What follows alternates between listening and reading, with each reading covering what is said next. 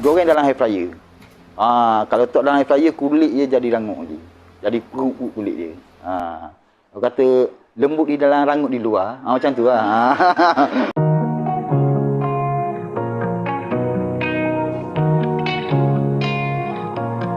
Terengganu, negeri yang kaya dengan khazanah alam semula jadi yang menakjubkan.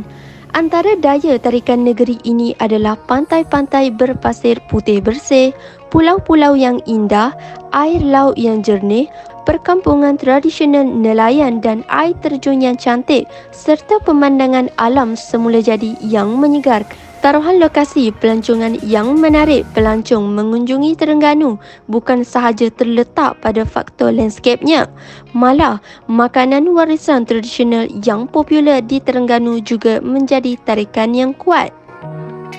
Kulit tu tepung gandum, air, garam je. Tapi adunan dia sama je buat macam ke roti canai tu. Tapi dia nak tepung dia ni jangan lembut sangat macam roti canai. Roti canai tak apa kalau nak cari-cari pun. Tapi kuih ni memang nak betul-betul. Ia tak boleh naik sangat, ia tak boleh pendak sangat. Kalau ia pendak sangat, kulit jadi keras. Kalau ia kembang sangat, kulit ia mudah tarik. Pagi besok nak buat, tepung jadi naik. Tepung naik, jadi buat cari. Jadi tak boleh nak buat. Buang saja lah. Cancel lah yang order tu. Jangan main tepung ni. Kalau ia naik sikit memang tak boleh buat. Ia tak boleh kita uli, kita buat selalu. Tak boleh, tak akan jadinya. Nampak mudah tapi cewek. Tepung kena jaga. Proses penghasilan kuih telur kobis ini sangat mencabar kerana memerlukan pembuatan kulitnya yang teliti dan pengulangan proses sebanyak 3 kali untuk menghasilkan lapisan kuih telur kobis biasa. Kuih telur kobis boleh dihasilkan sehingga 7 lapisan, kira-kira 700 gram berat dan harganya mencecah RM45 sebiji. Cik Engku Ahmad Muazzam bin Cik Engku Muda, 48 tahun, menetap di Kampung Raja Cendering, Kuala Terengganu, telah meneruskan resepi turun-temurun arwah ibu mertuanya dengan menjalankan perniagaan kuih telur kobis bersama isterinya Wan Zaleha binti Wan Muda sejak 18 tahun yang lalu.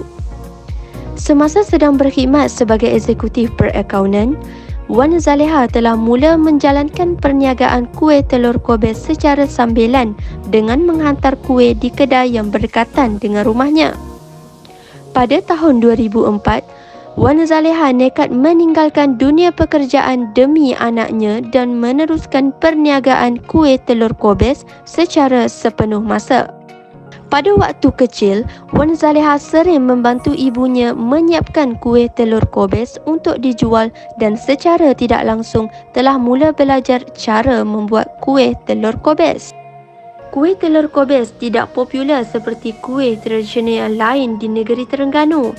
Namun, kuih ini dipercayai menjadi kegemaran kerabat di Raja Terengganu pada suatu ketika dahulu ketika berlayar.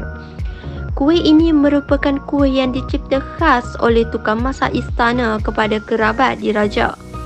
Kuih ini direka dari tepung yang diuli dohnya dan pada asalnya menggunakan inti daging.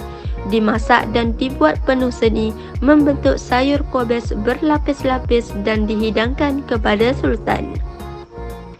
Pada awal perniagaan dahulu, Cik Engku Ahmad Muazzam menjual kuih telur kobis dengan pelbagai variasi inti. Namun disebabkan faktor usia yang mencabar, beliau hanya mengekalkan sambal ikan dan telur sahaja. Dulu Pak banyak buat kari daging, kari ayam, sarding. Lepas tu yang sambal ikan campur telur. Nasi dagang, keropok lekor dan juga ketupat sotong adalah makanan yang popular di negeri Terengganu yang sering disebut.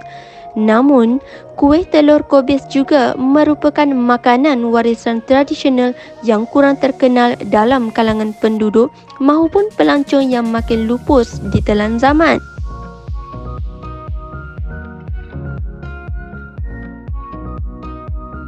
Kuih telur kobis mula dihasilkan pada pukul 8 pagi setiap hari sehingga pukul 5 petang. menghasilkan kira-kira 50 hingga 60 biji sehari dan boleh mencecah sehingga 200 biji sehari pada bulan Ramadan. Biasa bulan puasa kadang-kadang dalam kat 200 biji sehari. Memang mulai pagi tu, start pagi pukul 8 ataupun pukul 7 bulan puasa sampai ke dekat berbuka. Maknanya memang non-stop, memang direct buat kerja. Memang kuih ni kalau memang kuih lambat dia, kuih ni lambat buat, memang tak ada rehat lah.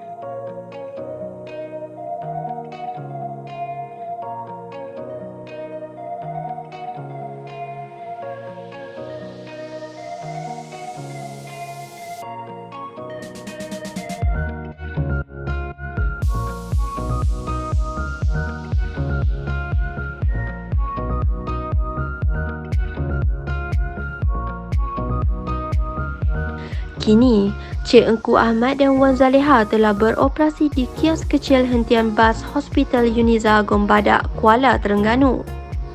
Mula memproses pembuatan kuih telur kobes di rumah dan bergegas ke kios pada pukul 10 pagi untuk memulakan jualan.